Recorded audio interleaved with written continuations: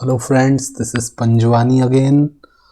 Friends, view booking detail वाले page में हमने ये सारा डेटा डिस्प्ले कर दिया था बुकिंग का। अब हमें एक एडमिन को एक फॉर्म देना है ताकि वो रिमार्क प्रोवाइड कर पाए अगर उसने रिमार्क नहीं दिया है तो।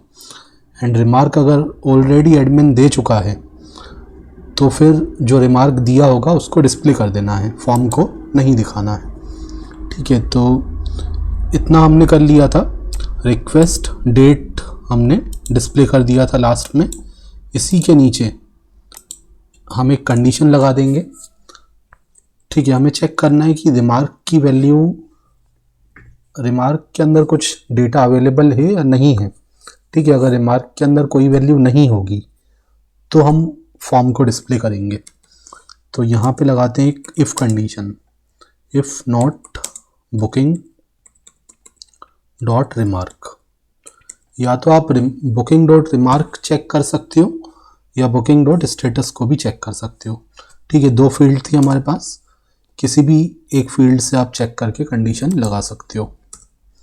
ओके, अब इसके अंदर एक फॉर्म बना लेते हैं। फॉर्म का देते हैं मेथड।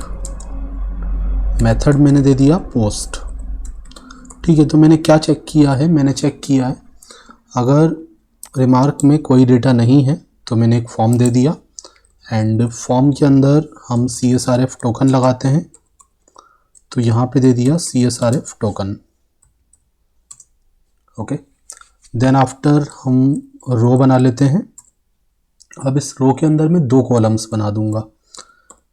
मैंने एक तो TH का यूज़ कर लिया, यहाँ पे लिख दिया एडमिन रिमार्क।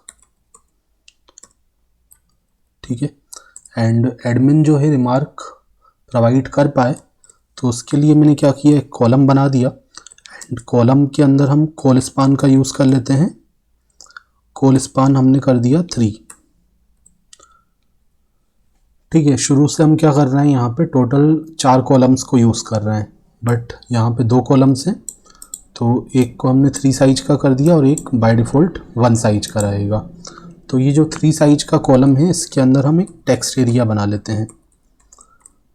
ठीक है, जिसके अंदर एडमिन रिमार्क को एंटर कर सकता है। ठीक है, एंड इसका नेम दे देते हैं। तो मैंने इसका नाम दे दिया रिमार्क। एंड इसको मैं फुल विड्थ का कर देता हूँ, तो मैंने इसमें क्लास लगा दी फॉर्म कंट्रोल। ठीक है, एक बार हम इसको चेक कर लेते हैं। Invalid block tag. Okay, if को हमने ओपन तो किया है बट इफ़ को क्लोज नहीं किया, तो इसको हम कॉपी कर लेते हैं और फॉर्म के बाद इसको हम क्लोज कर देते हैं।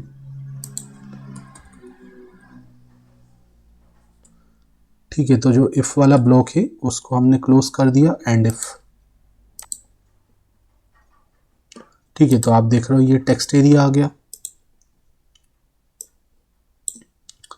ठीक है, और इसको रिक्वायर्ड कर देता हूँ मैं, मतलब इसको फिल करना कंपलसरी है।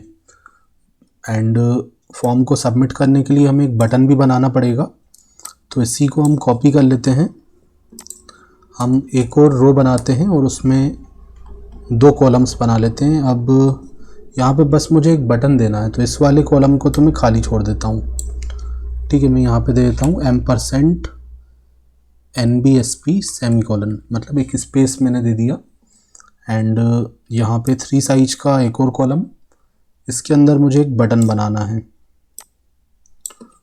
तो मैंने यहाँ पे एक बटन बना दिया। एंड नाम देने की तो मुझे यहाँ पे ज़रूरत नहीं है, मैं यहाँ पे बटन का टाइप यूज़ कर लेता हूँ सबमिट। ठीक है, और क्लास में यहाँ पे दे देता हूँ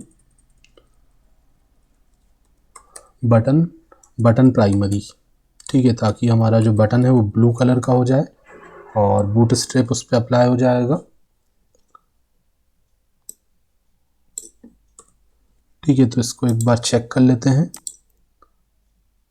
ठीक है, तो ये बटन कुछ इस तरीके का आ गया, बटन पे कुछ लिखा हुआ नहीं है, तो यहाँ पे हमने लिख दिया अपडेट।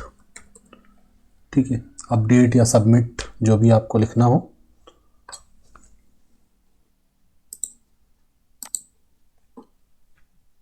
ठीक है, तो अपडेट आ गया। अगर आप कोई फॉन्टोसम का आइकॉन यूज़ करना चाहते हैं तो वो भी यूज़ कर सकते हैं। तो बटन के बाद मैं फॉन्टोसम का एक आइकॉन लगा देता हूँ। तो मैंने आई टेक का यूज़ कर लिया एंड क्लास यूज़ कर ली।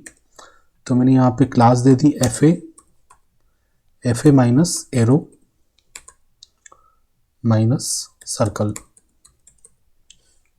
Minus right. ठीक है, देखते हैं ये क्लास अप्लाई हो पाती है। ओके, तो ये इस तरीके से एक आइकॉन आ गया। जो भी आपको आइकॉन देना हो या जैसा भी आपको डिज़ाइन रखना हो आप रख सकते हैं। तो ये तो हमारा फॉर्म हो गया, लेकिन फॉर्म हमें तभी दिखाना है जब रिमार्क के अंदर कोई डेटा नहीं होगा।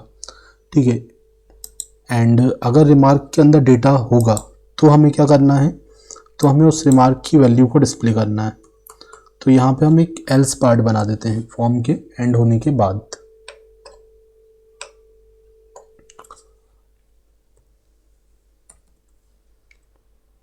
तो यहाँ पे मैंने एल्स का यूज़ कर लिया एंड यहाँ पे मैं फिर से एक रो क्रिएट कर लूँगा एंड रो के अंदर में 2 कॉलम्स बना लूँगा। तो यहाँ से मैं कॉपी कर लेता हूँ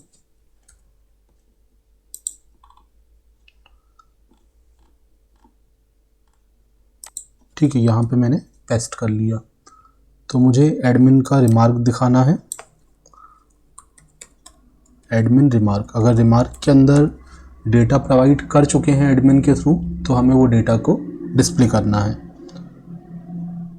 तो यहाँ पे मैंने लिख दिया booking dot remark and remark admin ने किस डेट को प्रोवाइड किया था वो डेट हम डिस्प्ले करना चाहते हैं। तो यहाँ पे मैंने लिखा last updation date, updation date. ठीक है, और यहाँ पे मैंने लिखा बुकिंग डॉट अपडेशन डेट।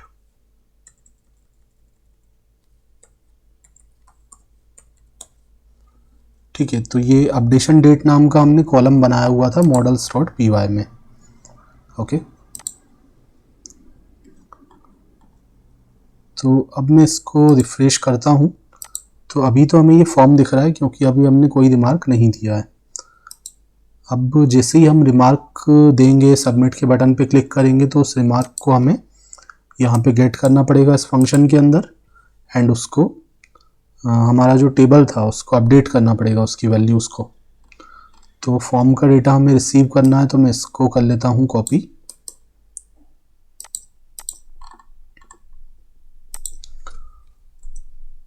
ठीक है, तो यहाँ पे आके इस कंडीशन के नीचे यहाँ पे मैंने चेक कर लिया अगर रिक्वेस्ट का जो मेथड है वो पोस्ट है तो हमें डेटा गेट करना है कौन सी फील्ड से, रिमार्क वाली फील्ड से।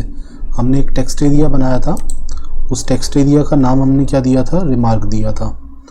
तो रिमार्क की जो वैल्यू है वो हम गेट कर लेंगे एक वेरिएबल के अंदर। फॉर्म का जो मेथड था वो हमने पोस्ट दिया था। ठीक है, तो एक ही वैल्यू हम गेट कर रहे हैं।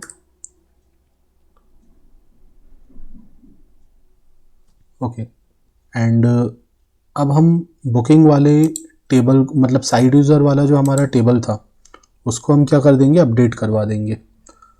तो यहाँ पे मैं ट्राई और एक्सेप्ट का यूज़ कर लेता हूँ। तो यहाँ पे मैंने लिखा booking dot remark.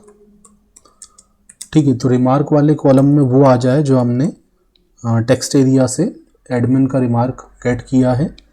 And booking का जो स्टेटस था शुरू में क्या था, शुरू में स्टेटस की वैल्यू नन थी, कोई वैल्यू नहीं थी। यहाँ पे हमने कंडीशन भी लगाई थी, जब फ़िल्टर किया था तो स्टेटस हमने क्या लिखा था, नन होगा तो वो न्यू बुकिंग में दिखाएगा।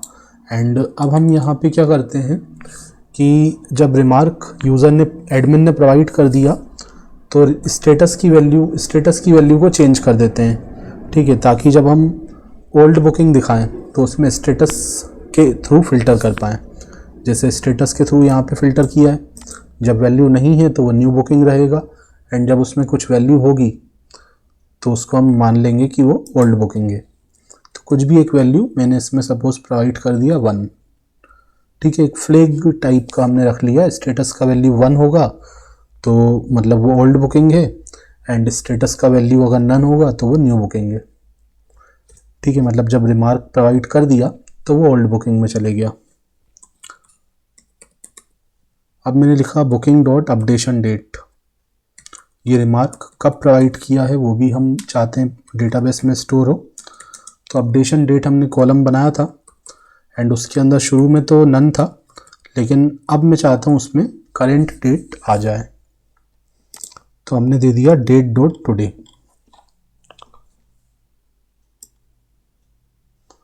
ठीक है, डेट डॉट टुडे यहाँ भी यूज़ किया था हमने रिक्वेस्ट डेट के अंदर।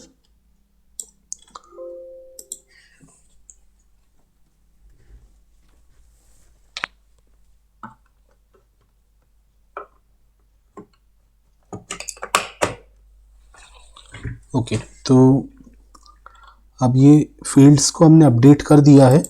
अब इस डेटा को हमें सेव करवाना पड़ेगा,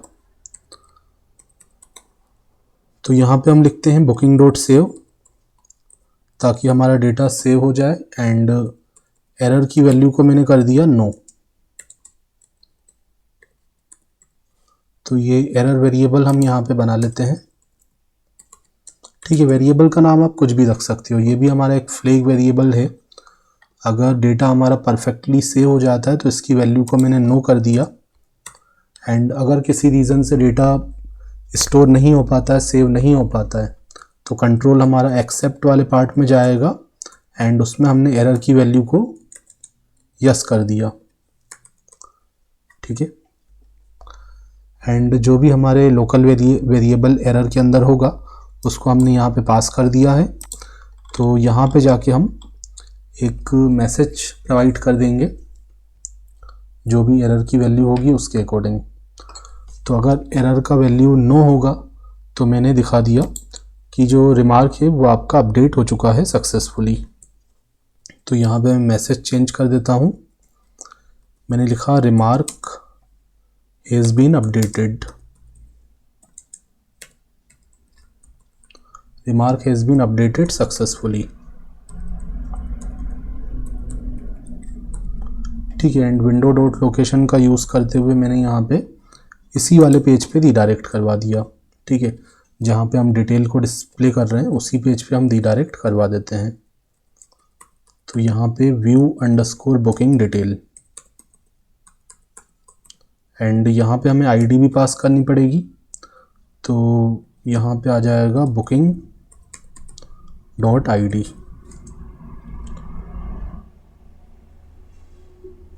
ठीक है, बाकी तो सब परफेक्ट है। ओके, तो इसको फाइनली हम रिमार्क प्रोवाइड करके देख लेते हैं।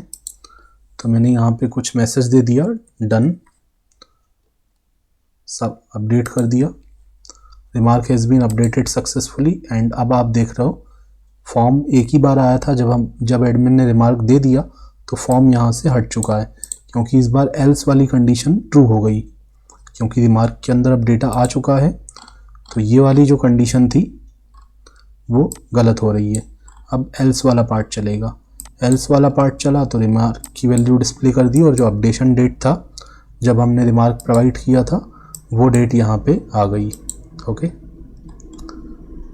So friends, view booking detail वाले पेज का भी कोड हमारा कंप्लीट हो चुका है, डिज़ाइन भी कंप्लीट हो गया और डेटा हमने डिस्प्ले भी कर दिया है। अब हमें बनाना है ओल्ड बुकिंग को डिस्प्ले करने वाला पेज। ठीक है, तो वो हम करते हैं नेक्स्ट वीडियो लेक्चर में। Thanks for watching.